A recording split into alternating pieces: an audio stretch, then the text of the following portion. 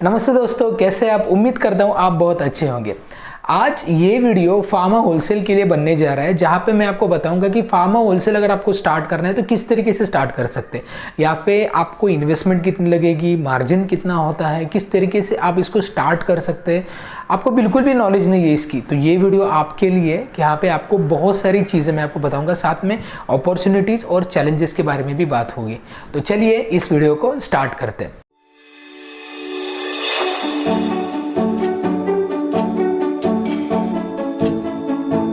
अगर आप खुद का फार्मा होलसेल बिजनेस स्टार्ट करना चाहते हैं और आपको बहुत सारी चीज़ों का नॉलेज चाहिए, लाइक कितने तरीके के होलसेल हैं और हर एक में कैसे मोनोपोली क्रिएट कर सकते हैं, या फिर आप इसमें कम इन्वेस्टमेंट में ज़्यादा प्रॉफिट कैसे कमा सकते हैं, तो आप हमारा डिजिटल कोर्स ज्वाइन कीजिए, जहाँ पे रिकॉर्डेड वीडियोज़ है। ये कोर्स में आपको पूरी नॉलेज मिल जाएगी फ्रॉम स्क्रैच, पूरी तरीके से आपको यहाँ पे डेवलप किया जाएगा। इस डिजिटल कोर्स को लेने के लिए डिस्क्रिप्शन में मैंने पूरे डिटेल्स दिए गए हैं, वो देखिए और उसके बाद आप के लिए ये बहुत ही फायदेमंद डिजिटल कोर्स है।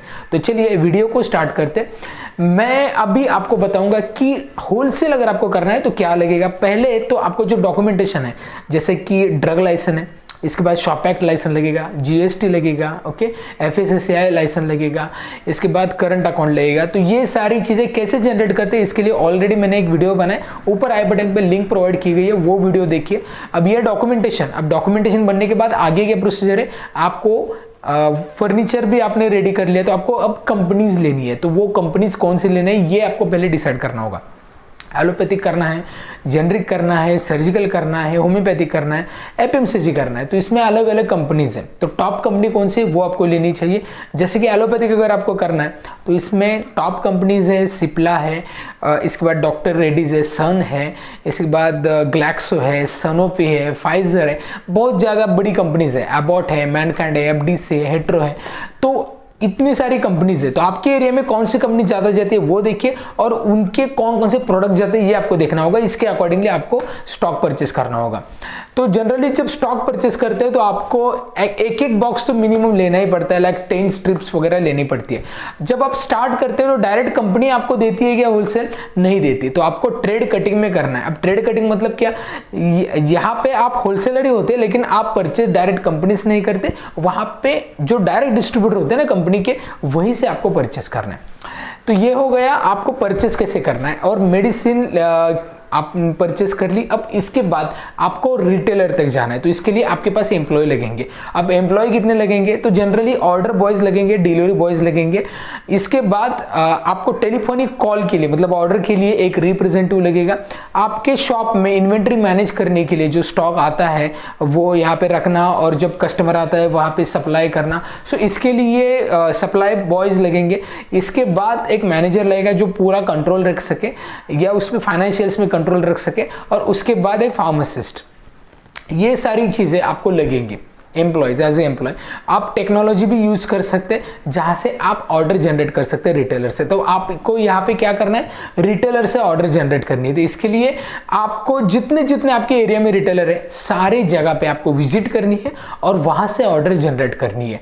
आपको इनिशियली ऑर्डर नहीं मिलेगी, शुरुआत में बहुत दिक्कतें आती है, लेकिन फिर भी अगर आप कंटिन्यूसली वहां पे जाते हैं, विजिट करते हैं किसी भी रिटेल स्टोर में, डेफिनेटली आपको ऑर्डर मिलती है। लेकिन उसको टाइम लगता है, yes there is some time, लेकिन अगर कंटिन्यूसली आपकी सर्विसेज अच्छी है, आप बेस्ट रेट दे रहे हैं, और आपकी जो रेगुलर कॉलिंग या रेगुलर फॉलोअप होता है ना, वो अगर होता है, तो आपको डेफिनेटली ऑर्डर कम से कम समय में मिलना शुरू हो जाएगा।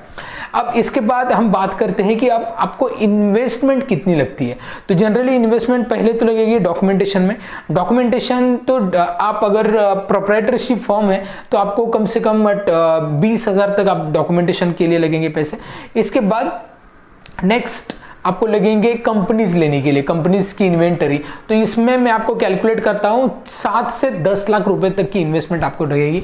इसके बाद आपको मैन पावर लगेगी। मैन पावर कितने पेमेंट कितना देना, ये डिपेंड है, एरिया टू एरिया डिपेंड है। तो इसके लिए हम ऐसे बात तो नहीं कर सकते, लेकिन ठीक है आप 1-1.5 लाख पकड़ सकते हैं। फिर एक्सपेंसेस, रेंट हो सकता है, ये भी डिपेंड है एरिया टू एरिया।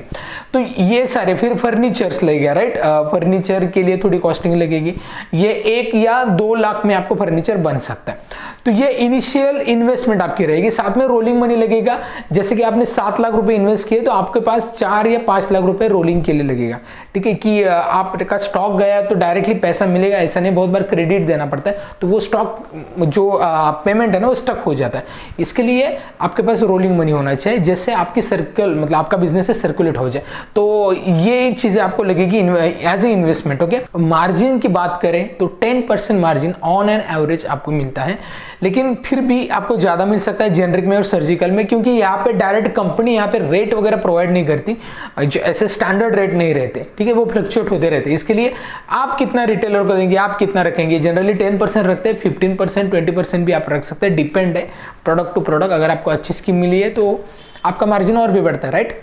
तो इसके बाद हम अब बात करते हैं कि ये बिजनेस में ग्रोथ कैसे पा सके, क्योंकि यहाँ पे बहुत बड़ा कंपटीशन है, और कंपटीशन इतना बड़ा है तो ग्रोथ करने के लिए आपको बहुत ज़्यादा चीज़ें करनी पड़ेगी, राइट। तो आपका रिटेलर बेस ज़्यादा होना चाहिए। इसके लिए जैसे मैंने सबसे पहले बताया कि रिटेलर, मैक्सिमम रिटेलर को मिलिए, बेस्ट रेट दीजिए, बेस्ट कंपनी आपके पास होनी चाहिए, बेस्ट सर्विसेज आप देंगे, साथ में एक्सपायरी जो होती है ना वो टाइम टू टाइम आप यहाँ पे क्रेडिट नोट बनाएंगे उसकी। ये चीज़ें डेफिनेटली आप फॉलो करेंगे। और स्टॉक हमेशा आपके पास होना चाहिए, कि अगर किसी कंपनी का, मान लो आपके पास टेल्मा नाम का ब्रांड है, ठीक है, ग्लेनमार्क कंपनी का, तो टेल्मा की पूरी रेंज आपके पास होनी ही चाहिए, यूएसपी है, इकोस्प्रिंग की पूरी रेंज होनी ही चाहिए। अगर एक स्टॉक नहीं है तो रिटेलर ऑर्डर कैंसिल कर देता है। मान लो उसके पास 10 आइटम है शॉर्ट में, ओके, तो उसने 2 आइटम आपको पता है कि ये चाहिए वो चाहिए, आपके पास नहीं है तो वो पूरे ऑर्डर स्किप कर देता है। इसके लिए आपके पास स्टॉक होना चाहिए, साथ में डिस्काउंट स्ट्रेटेजी अच्छी होनी चाहिए। हाई डिस्काउंट मत दीजिए, 4%, 5% नहीं, 1.8, 2% इज इनफ, ओके।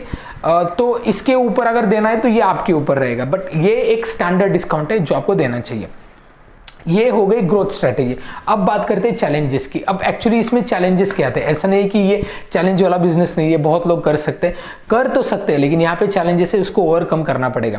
पहली चैलेंज है क्रेडिट। आपको बहुत जगह पे, इवन अगर आप सर्जिकल कर रहे हो तो हॉस्पिटल में आपको क्रेडिट देना पड़ता है, एलोपैथिक, जेनरिक कर रहे हैं, होम्योपैथिक, आयुर्वेदिक, कुछ भी कर रहे हैं, एफएमसीजी कर रहे हैं, क्रेडिट देना ही पड़ता है। 15 दिन का हो, 1-1 महीने का, सर्जिकल में थोड़ा और ज़्यादा क्रेडिट रहता है, राइट। तो इस तरीके से आपका पेमेंट स्टक होता है। इसके बाद कंपटीशन। कंपटीशन मतलब बहुत सारे डायरेक्ट डिस्ट्रीब्यूटर है ट्रेड कटिंग में, तो आप कैसे रेट अच्छा देंगे, ये एक चैलेंज आपके लिए। रेट अच्छा देंगे तो स्कीम भी अच्छी देनी पड़ेगी, जो भी updated scheme and updated rate ये आपको देनी चाहिए, ओके, तभी आपका बिजनेस अच्छे से हो सकता है। और आपको एम्प्लॉय जो है ना वो कंटिन्यूअसली आपके एम्प्लॉय एंगेज करना बहुत जरूरी है, क्योंकि एम्प्लॉय अगर एंगेज नहीं होंगे तो वो छोड़ के जाते हैं, और कई बार उसको पेमेंट अगर सेटिस्फैक्टरी नहीं मिलती तो भी छोड़ के जाते हैं। तो ये एक चैलेंज है, एरिया कवर करना, क्योंकि अगर कोई ऑर्डर बॉय आपके यहाँ पे कम है तो उस एरिया के ऑर्डर नहीं मिले, इसके लिए डेफिनेटली वो काउंटर कम होते जाएंगे, आपका बिजनेस बढ़ेगा नहीं, कम होता जाएगा। इसके लिए मैन पावर हमेशा ज्यादा भी होनी चाहिए और मेंटेन होनी चाहिए, मतलब उनको आपको आपके पास एक स्ट्रेटेजी, आपके पास विजन होनी चाहिए, तभी आपके लोग आपके साथ रहते हैं, ओके। तो ये सारी चीजें हैं। अगर आपको खुद का होलसेल बिजनेस स्टार्ट करना है तो इस तरीके से आपको स्टार्ट करना पड़ेगा। सबसे पहले आपको लाइसेंसिंग के लिए अप्लाई करना पड़ेगा। इसके बाद आपको क्या करना है, इसके बाद आप कंपनी लेंगे, और कंपनी लेने के बाद आपको आपकी एम्प्लॉयज पे ध्यान देना है, और उसके अकॉर्डिंगली हर एक काउंटर कवर करना है, और उसके बाद आपको एक 1 बाय 1 आपके प्रोडक्ट लिस्ट बढ़ानी है, कंपनी की लिस्ट बढ़ानी है, ओके। सो इस तरीके से आप खुद का बिजनेस डेवलप कर सकते हैं। तो ये वीडियो कैसा लगा ये मुझे बताइए। वीडियो अच्छा लगता है, वीडियो का कंटेंट अच्छा लगता है तो वीडियो को लाइक कीजिए, चैनल को सब्सक्राइब अब तक नहीं किया तो सब्सक्राइब कीजिए, ये वीडियो बहुत सारे लोगों तक शेयर कीजिए। तो इस वीडियो में इतना ही, मिलते हैं नेक्स्ट वीडियो में, तब तक बी हेल्दी, बी हैप्पी।